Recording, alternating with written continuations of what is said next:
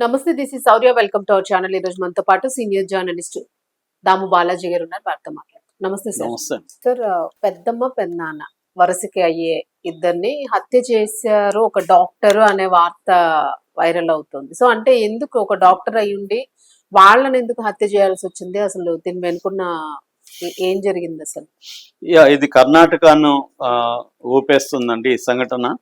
So అంటే అత్యంత దారుణంగా సొంత పెదనాన్న సొంత పెద్దమ్మల్ని ఒక డాక్టర్ అత్యంత దారుణంగా చంపిన సంఘటన ఇప్పుడు కర్ణాటకను కుదిపేస్తుంది. సో దీంట్లో అనేక అంశాలు ఇమిడి ఉన్నాయి. సో అసలు ఇది ఎలా జరిగింది, ఎందుకు చంపాడు ఇతను, ఎలా చంపాడు, తర్వాత పోలీసులు ఎలా పట్టుకోగలిగారు, దీన్ని ఎలా అర్థం చేసుకోవాలి, ఈ విషయాల గురించి చూద్దాం. ఇదేంటంటే శివమొగ్గ జిల్లాలో భద్రావతి అనే ఒక టౌన్ ఉంటుంది. ఆ భద్రావతి టౌన్లో జరిగిన హత్యలు అనమాట. సో చనిపోయిన వాళ్ళు వచ్చి చంద్రప్ప జయమ్మ. చంద్రప్ప అనే ఆయనకి 78 ఏళ్ళ వృద్ధుడు ఆయన. వాళ్ళ భార్య జయమ్మ 75 ఏళ్ళు. సో ఆయన Visvesvaraya iron and steel limited VISL అంటారు, దాంట్లో రిటైర్డ్ అయ్యాడు. ఆయన అక్కడ బోతంగడి అనే ఒక ఓల్డ్ టౌన్ ఏరియా ఉంటది భద్రావతిలో. అక్కడ ఒక ప్రశాంతంగా ఇల్లు కట్టుకొని ప్రశాంతంగా జీవితాన్ని గడుపుతున్నారు వాళ్ళిద్దరు భార్యాభర్తలు. చుట్టుపక్కల ఏరియాలో కూడా ఈయన్ని అందరూ కూడా తండ్రిలాగా భావిస్తారు. అందరితో తల్లో 4 అంటారు కదా, ఎవరికి ఏ సమస్య వచ్చినా ఆయన పరిష్కరించడం అలాగా ఉంటదన్నమాట. ఒక పెద్ద మనిషిలాగా అక్కడ ఆ ఏరియాకి అందరికి బాగా తెలుసు. అలాంటి ఆయన మొన్న 19వ తేదీ మామూలుగా ఆయన అందరికి టచ్ లో ఉంటాడు. రోజు ఎవరో ఒకరు వీళ్ళు కలవడం, ఆయన బయటకు వచ్చి మాట్లాడడం, అలా ఉంటది లైఫ్. సడన్ గా ఆయన కానీ ఆమె కానీ కనబడకపోయేసరికి చుట్టుపక్కల వాళ్ళకి అంత అనుమానం వచ్చి ఫోన్లు చేశారు. ముందు ఫోన్లు చేస్తే ఆయన ఫోన్లు లిఫ్ట్ చేయట్లేదు ఇద్దరు. సరే ఇంటికి వెళ్ళి తలుపు తెరితే తీయట్లేదు. వాళ్ళకి అనుమానం వచ్చింది, ఏమన్నా అయిందా, పెద్దోళ్ళు కదా వీళ్ళు, ఏమన్నా మెడికల్ ఎమర్జెన్సీ ఏమన్నా వచ్చిందా అనుకొని పోలీసులకు ఫోన్ చేశారు. పోలీసులు వచ్చి చూస్తే ఇదంతా 19th నైట్ జరిగింది. సో మార్నింగ్ పోలీసులు వచ్చారు 20వ తేదీ. వచ్చి చూస్తే చెరొక బెడ్రూమ్ లో 2 బెడ్రూమ్లో 2 డెడ్ బాడీలు కనిపించాయి. దాంతో ఇరుగు పొరుగు వాళ్ళు సార్ ఇది ఎలా చనిపోయారు ఏంటి అనేది అంటే పోస్ట్ మార్టం చేయమని పోలీసుల్ని రిక్వెస్ట్ చేశారు వాళ్ళు. సో పోస్ట్ మార్టం తీసుకెళ్లారు, పోస్ట్ మార్టం చేశారు. మామూలుగా ఏమనుకున్నారంటే ఫస్ట్ లో ఏజ్ అయిపోయింది కదా అని, కానీ ఒకేసారి ఇద్దరు చనిపోవడం అనేది కొంత అనుమానాస్పదంగా అనిపించింది. ఎందుకంటే ఒకరు చనిపోయి ఒకరు బతుకుంటే కొంత అర్థం అవుతుంది ఏదైనా హెల్త్ ఇష్యూ ఏమో అని.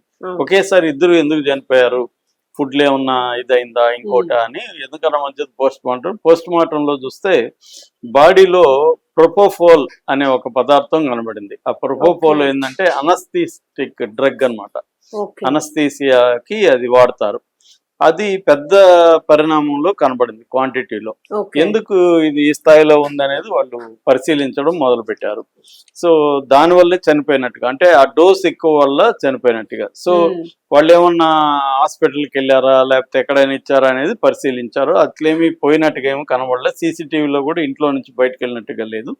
ఆ సీసీటీవీ ఫుటేజ్లో ఒక వ్యక్తి లోపలికి వెళ్ళి చాలా సేపటి తర్వాత బయటకు వచ్చినట్టుగా వాళ్ళకి పోలీసులు కనబడింది. అది ఎవరు ఏమని చూస్తే అది ఎవరో కాదు, ఈ చంద్రప్ప వాళ్ళ తమ్ముడు కొడుకు అనమాట. డాక్టర్ మల్లేష్ అబ్బాయి అతని పేరు. ఇతను ఆయుర్వేదిక్ డాక్టర్. 20 కిలోమీటర్ల ఈ ఊరికి భద్రావతికి 20 కిలోమీటర్ల దూరంలో హొలేహొన్నూరు అని ఉంది. ఆ హొలేహొన్నూరులో ఆ డాక్టర్ ఉంటాడు. సో ఇతన్ని పట్టుకున్నారు. అంటే నువ్వే లాస్ట్ లో వెళ్ళినావు అని చెప్పి ఫోన్లు కూడా చూశారు, వాళ్ళ పెద్దోళ్ళ ఫోన్లు. ఇతను ఫోన్ నెంబరు ఫోన్లో మాట్లాడుకున్నట్టు అవన్నీ ఉంది. సో నువ్వు ఏం చేసావు, డాక్టర్ కదా, అనస్థీసియా నువ్వే ఇచ్చావా అది ఇదని అడిగి ఇంకా వాళ్ళ పద్ధతిలో వాళ్ళు అడిగారు. దాంతో ఇతను మొత్తం చెప్పేశాడు, నేనే ఇచ్చాను, నేనే చంపానని చెప్పాడు. సో ఇప్పుడు నిఖిల్ అని ఈ శివమొగ్గ ఎస్పీ ఆయన నిన్న మీడియాతో మాట్లాడారు. ఆయన ఏం చెప్పాడంటే GP Mallesh doctor, ayurvedic doctor, ఆయన ఈ హొలేహొన్నూరులో అనేక చోట్ల క్లినిక్లు పెట్టడం, అది జరక్క ఎత్తేయడం ఇవి చేస్తున్నాడు. దాంతో అతనికి లాస్ వచ్చేసింది. లాస్ వచ్చి దాదాపు 15 lakhs అప్పు అయిపోయాడు. 15 లక్షలు అప్పు అయిపోయాడు. సో ఎక్కడ చూసినా అప్పులు అయిన పరిస్థితి, అందరూ అప్పుల వాళ్ళు అడుగుతున్నారు. ఈయన ఇప్పుడు ఇంకొక క్లినిక్ పెడితే గానీ జరిగే పరిస్థితి కనబడలేదు. అందుకని వీళ్ళ పెదనాన్న ఆయన చంద్రప్పని అప్రోచ్ అయ్యి నాకు 15 lakhs అప్పు పెదనాన్న అని అడిగాడు. ఈయన నా దగ్గర లేదురా, నేను ఇచ్చే పరిస్థితులు లేనని చెప్పాడు. ఎందుకంటే గతంలో ఇస్తే తిరిగి ఇవ్వలేదు, అందుకని ఇచ్చే పరిస్థితి లేదని అతను కరాఖండిగా చెప్పేశాడు. దాంతో ఇతను కోపం పెంచుకున్నాడు. అంటే వీళ్ళ దగ్గర డబ్బులు ఉండి కూడా నాకు ఇవ్వట్లేదు, వీళ్ళు ఇస్తే నాకు సమస్య అంతా సాల్వ్ అయిపోతుంది అని వీళ్ళని చంపేసి వీళ్ళ దగ్గర ఉన్న గోల్డ్, ఎందుకంటే తను అప్పుడప్పుడు వస్తుంటాడు కాబట్టి వీళ్ళ ఇంట్లో గోల్డ్ ఉందో అంతా తెలుసు. సో చంపేసి తీసుకెళ్ళిపోదాం అనుకున్నాడు. అయితే ఎలా చంపాలి అనుకున్నప్పుడు ఇంజక్షన్లు వేసి చంపేస్తే మామూలుగా వీళ్ళు ఏజ్ అయిపోయి హెల్త్ ఇష్యూలో చనిపోయినారని జనం అనుకుంటారనేది అతను తెలివిగా ఆలోచించాడు. సో ఆలోచించి ఏం చేశాడంటే, ఈ మామూలుగా అయితే ఆయుర్వేద డాక్టర్లకి అనస్థీసియాతో పని ఏమి ఉండదు, వాళ్ళకి సర్జరీలో వాడతారు, ఎక్కువగా సర్జన్స్ వాడుతూ ఉంటారు. సో ఇది ఎక్కువ ఉండదు. కానీ బ్లాక్ మార్కెట్ లో మామూలుగా కూడా అది ఎక్కడంటే అక్కడ దొరకదు, అమ్మరు అది. అలాంటిది బ్లాక్ మార్కెట్ తనకు కొంత ఇటువంటి మెడికల్ ఫీల్డ్ కాబట్టి టచెస్ ఉన్నాయి కాబట్టి బ్లాక్ మార్కెట్ లో అది కొన్నాడు. కొని ఆ రోజు ఏంటంటే వీళ్ళకి ఎలా వేశాడంటే, వీళ్ళకి వెరికోస్ వెయిన్స్ ప్రాబ్లం ఉంది ఆయనకి, పెద్ద ఆయన. సో నీకు ట్రీట్మెంట్ ఇస్తాను, నాకు మా ఫ్రెండ్ ఒక ఆయన మంచి ఇంజక్షన్ ఇచ్చాడు, అది ఏమన్నాడు నీకు, అది ఇస్తే నీకు అయిపోతుందని వాళ్ళని కన్విన్స్ చేశాడు మెల్లగా. వాళ్ళు కూడా ఇతను ఏదో మన కోసం చెప్తున్నాడు కదా, సొంత మనిషే కదా అని చెప్పి వాళ్ళు నమ్మారు. నమ్మి ఫస్ట్ ఒక బెడ్రూమ్ లో కూర్చోబెట్టి ఈయనకి వేసాడు. కొద్దిగా మొత్తం వస్తుంది, నువ్వు బెడ్రూమ్ లో ఉంటే బెటర్ అని చెప్పి అలాగా కూర్చోబెట్టి ఒక ఆయనకి వేసాడు. ముందుగా తండ్రి పెద్ద నాన్నకి వేసాడు. తర్వాత ఆయన కొద్దిగా మత్తులో ఉంటాడమ్మా, నువ్వు ఈ లోపల నీకు వేస్తానని చెప్పి ఆమెను నమ్మించి ఆమెను తీసుకువెళ్ళి ఆ బెడ్రూమ్ లో పడుకోబెట్టి ఆమెకి ఇంజక్షన్ వేశాడు. సో ఇద్దరు మత్తులోకి వెళ్ళిపోయారు, ఇంకా చనిపోతారని డిసైడ్ అయ్యేసి గోల్డ్ 80 గ్రాముల గోల్డ్ కొంత డబ్బులు ఉంటే తీసుకొని బయటకు వెళ్ళిపోయాడు. ఆ గోల్డ్ తీసుకెళ్లి వేరే చోట కుదవబెట్టాడు. సో అతను ఆగలేదు, ఇమ్మీడియట్ గా కూడా వెంటనే కుదవబెట్టి, ఎందుకంటే అంత ఒత్తిడి ఉంది అతని మీద, ప్రెజర్ ఉంది అప్పుడు. అందులో ఒక 50,000 తన అకౌంట్లోకి పంపించుకొని ఇమీడియట్ గా చేసేసాడు. సో పోలీసులు దీనంతా ఎలా ఫైండ్ అవుట్ చేశారు అంటే, ఈ పక్కన ఉన్న వాళ్ళు అలర్ట్ చేయడం వల్ల, నిజానికి వాళ్ళు కానీ అలర్ట్ చేయకపోతే పోలీసులు వచ్చేవాళ్ళు కాదు. మామూలుగా ఏదో చనిపోయారులే, పెద్దోళ్ళు కదా, వయసు అయిపోయింది, 78, 75 అనుకొని చేసి అంత్యక్రియలకి వెళ్ళిపోయింది. కానీ అక్కడ చుట్టూ ఉన్న వాళ్ళు కొంత నాలెడ్జబుల్, ఎందుకంటే వాళ్ళు ఎక్కువ మంది రిటైర్డ్ ఎంప్లాయీస్, వాళ్ళకి కొంత కామన్ సెన్స్ కానీ వీటి మీద అండర్స్టాండింగ్ ఉంది, హెల్త్ ఇష్యూస్ మీద. రెండోది వీళ్ళిద్దరి గురించి తెలుసు వాళ్ళకి బాగా.